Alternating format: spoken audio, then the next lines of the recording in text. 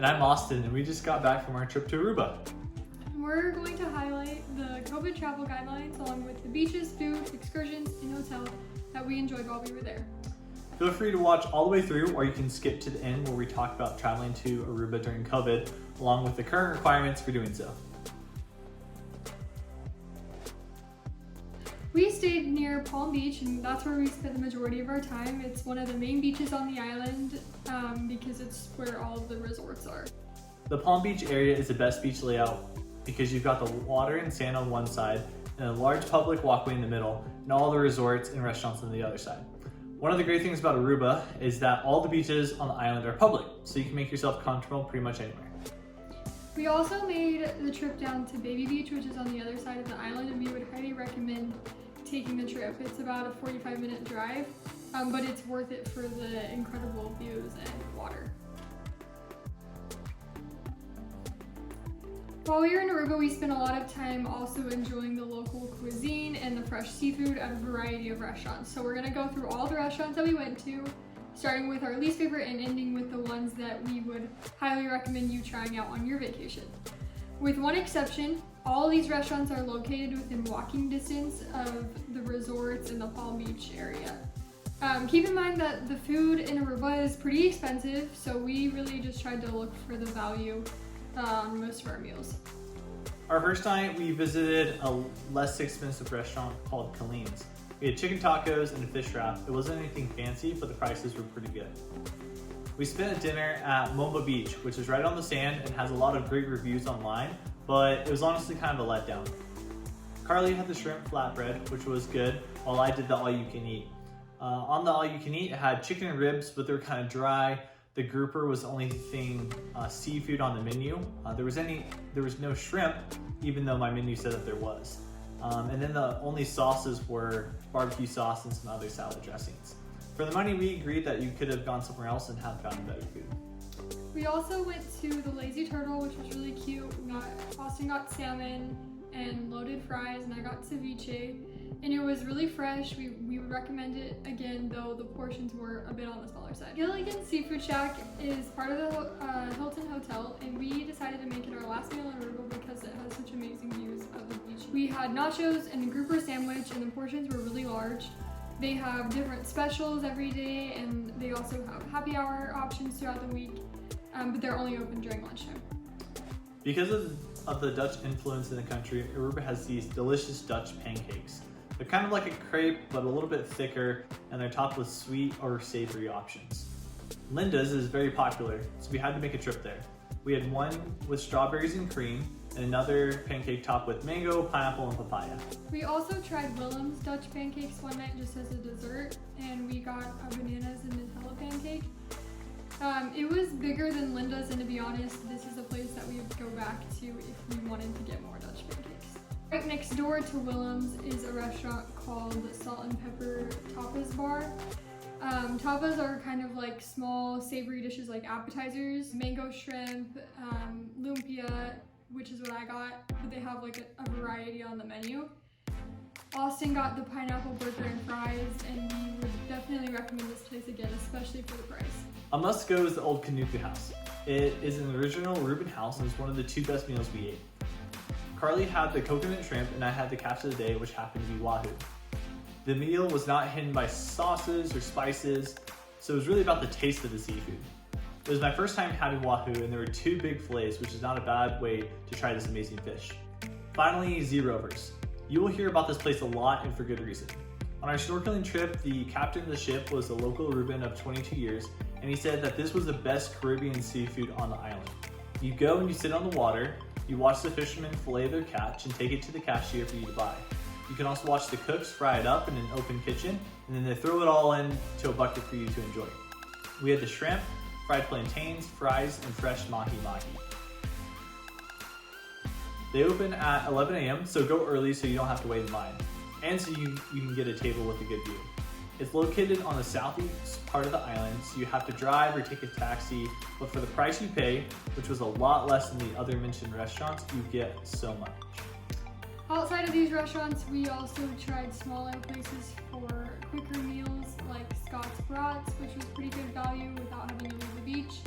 We also went to Eduardo's like 4 times for acai and smoothies, and it's right on the beach. A large acai bowl for $10 or a smoothie for $5, and all the fruit is super fresh, super local, and they put coconut flakes on top, so we would highly recommend going to Eduardo's at least once. For dessert one night, we got Gelatissimo, which is located right on just the main stretch of restaurants near the resorts. We tried the Nutella and strawberry ice cream, and I personally lived in southern Italy for a year and a half, and I thought the gelato was fairly authentic.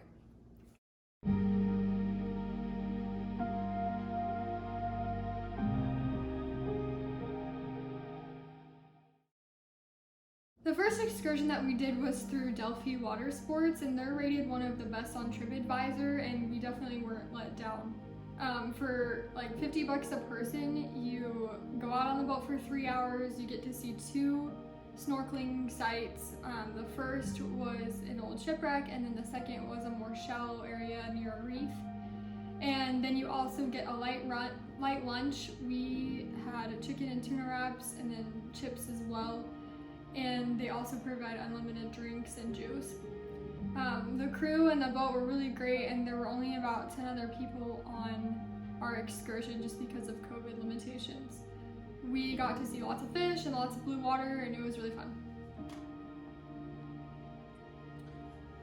We also rented a Jeep from Top Drive for the day to go see Baby Beach and the natural park that's on the island. It only cost about $130 for the day, and the car was really nice. Near Baby Beach, there is the Cerro Colorado Natural Bridge. It's a natural bridge that sits at the bottom of a large cliff with large crashing waves, and it's an amazing sight. You can crawl down to it if you want to. The national park costs about $11 per person to get in, and it's open from 8 a.m. to 4 p.m. You need a 4-wheel drive with lots of clearance like a Jeep. To get to Dos Playas, or the natural pools, which was actually closed the day that we went, there are no paved roads. The only paved roads in the park have irrigation ditches for water and everything to go over the road, but it also has low clearance for some cars, so you might scrape if you're not in a Jeep. Most of the bad reviews on Google are because cars weren't really able to handle the roads. We loved to off-road, and the Jeep handled everything perfectly. Besides Baby Beach and the natural park, we also drove to the Natural Bridge and the California Lighthouse. These are free attractions and on more normal roads. We drove the whole island in one day and saw just about everything there is to see. We stayed at the Courtyard by Marriott, which used to be the Mill Resort, but it's recently been beautifully renovated. It's not right on the beach, but it's a super close walk, like 10 minutes or less. And it came out to be $150 a night, which included resort fees and taxes, which it was significantly less than all of the resorts on the beach, which start at around $300 and go up from there. And this gave us the freedom to do the excursions that we wanted to, and also eat at a variety of restaurants because it wasn't an all-inclusive. The pool is amazing and resort-like. The rooms are large, clean, and very new with king beds, a balcony, double vanity, and a waterfall shower. The hotel provides pool and beach towels along with a shuttle that takes you to the Palm Beach area without having to walk. They also have beach loungers that you can use. If we had to do it over again, we would absolutely stay at the Courtyard. Currently, to travel to Aruba, there are 3 things that you have to do. First, you have to have a negative PCR test within 72 hours of your flight to Aruba, which we were able to get from Walgreens for free with our insurance. Second, you have to purchase Aruba travel insurance, which is $30 per person. And then you also have to fill out an disembarkation card, they call it an ED card. Visit Aruba.com has great resources on what you need to get into Aruba. It will seem like a lot of information, so just remember the 3 things that we mentioned. To buy the insurance card and fill out the ED card, just skip to bullet point number 4. To get back into the United States, all you need is a negative test within 72 hours of your departure. It can be a PCR test or an antigen test. The cheapest place we found was an antigen test for $50 at Medicare Clinic, and we got the results within 24 hours. That location does have limited hours, so be sure to verify those when planning to take your test and try and get there early so you don't have to wait in line.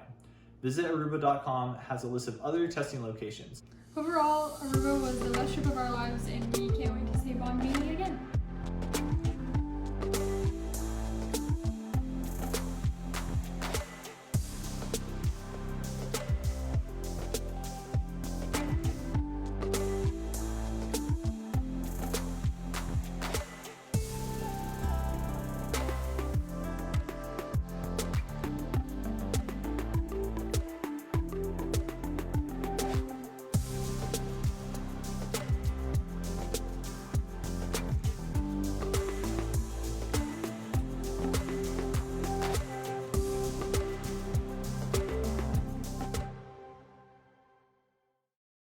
Thanks for watching. This was our first review video.